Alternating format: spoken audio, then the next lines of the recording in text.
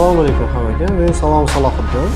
Pifagor maktabining xususiy maktabining asoschisi. Ta'lim sohasida 10 yildan beri o'z faoliyatimizni yuritib kelamiz. Xususiy maktabimizning asosiy maqsadlaridan biri O'zbekistonga sifatli ta'lim tizimini joriy etish va bitiruvchilarimizdan kuchli kadrlar, olimlar, diplomatlar, vazirlar yetishtirib chiqarish.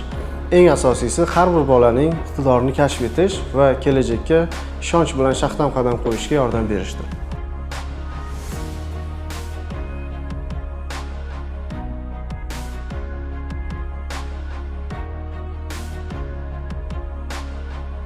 Pifagor Qorako'l maktabining o'ziga xos metodikasi bor. O'quvchini avvalambor bilim darajasini tekshirish bilan birga uning psixologik holatini ham aniqlab olamiz. Bu natijalarga ko'ra har bir o'quvchiga alohida yondashiladi. Hammamizga ma'lumki, har bir inson o'ziga xos iqtidor bilan dunyoga keladi. Aynan shu iqtidorni vaqtida aniqlab, to'g'ri yo'nalish berish esa biz kattalarning vazifamizdir. Pifagor Qorako'l maktabi aynan shunday iqtidorli bolalar uchun to'g'ri yo'nalishni berib boradi. Shu kunga qadar maktabimizni tamomlagan 70 nafar o'quvchimiz eng kamida 6,5 IELTS'ni qo'lga kiritgan va bu natija har yili yaxshilanib bormoqda. Xo'sh, bunday natijalarga qanday erishyapmiz?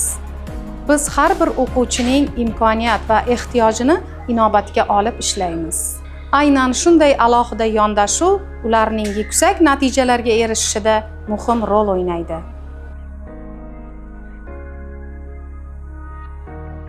Biz Qorako'l ta'lim tizimini zamonaviy ta'lim metodlariga moslashtirgan holatda o'z o'quvchilarimizga hayotda muvaffaqiyatga erishish uchun eng zarur bilim va ko'nikmalar bilan ta'minlab beramiz. Ta'lim bu faqat bilim berish emas, balki bolalarni o'zlarini anglash, o'z orzulariga erishishda yordam berishdir. Hozirgi kunga qadar 97% o'quvchilarimiz oliy ta'lim muassasalarining talabalari bo'lishgan. Ular nafaqat O'zbekistondagi nufuzli oliygohlarda, balki xalqaro universitetlarda ta'lim olishmoqda. Faoliyatimiz davomida har yili o'quvchilarimiz respublika miqyosida o'tkazilgan olimpiadalarda qatnashib, faxrli 1-2 o'rinlarni qo'lga kiritishyapti. Farzandingizga yo'nalish va to'g'ri ta'lim metodikasini qo'lga kiritmoqchi bo'lsangiz, izohlarda qoldirilgan havolamiz orqali maxsus formani to'ldiring.